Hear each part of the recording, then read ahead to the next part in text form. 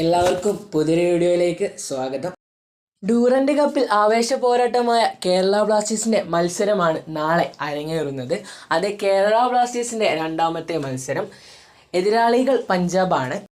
രണ്ടാം വിജയത്തിനായാണ് കേരള ബ്ലാസ്റ്റേഴ്സ് പഞ്ചാബിനെതിരെ ഇറങ്ങുന്നത്. അതേ ഡ്യൂറന്റ് കപ്പ് മാത്രമാണ് കേരള ബ്ലാസ്റ്റേഴ്സിന്റെ ലക്ഷ്യം. മിക്കായൽ സ്റ്റെഹറെ അത് തീർത്തും വ്യക്തമാക്കിയിട്ടുണ്ട്. മിക്കായൽ സ്റ്റെഹറയ്ക്ക് കീഴിൽ കളിച്ച ആദ്യത്തെ ഒഫീഷ്യൽ മാച്ചിനെ വളരെ മനോഹരമായ വിജയമാണ് നേടിയെടുത്തത്.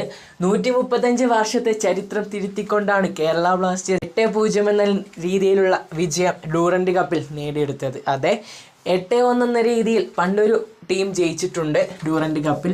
ആ ചരിത്രമാണ് 135 വർഷത്തിന് ശേഷം കേരള ബ്ലാസ്റ്റേഴ്സ് മാറ്റിക്കുറിക്കുന്നത് മുംബൈ സിറ്റിക്കെതിരെ കളിച്ചപ്പോൾ.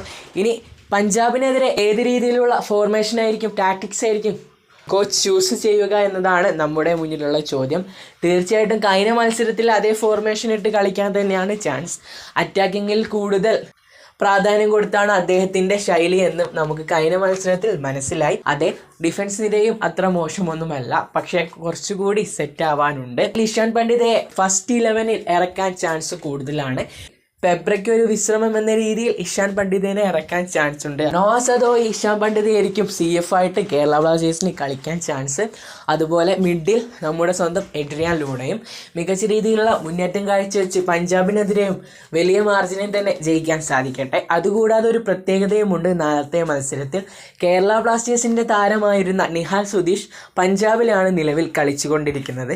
അതേ നാളത്തെ മത്സരത്തിൽ കേരള ബ്ലാസ്റ്റേഴ്സിനെതിരെ നിഹാൽ സുധീഷും കളിക്കാൻ ചാൻസ് ഉണ്ട്. ലോണിലാണ് അദ്ദേഹം പഞ്ചാബിലേക്ക് ചേക്കേറിയിരിക്കുന്നത്. ഇതുപോലുള്ള ലേറ്റസ്റ്റ് ഫുട്ബോൾ അപ്ഡേറ്റ്സിനായി ചാനൽ സബ്സ്ക്രൈബ് ചെയ്യാൻ മറക്കല്ലേ.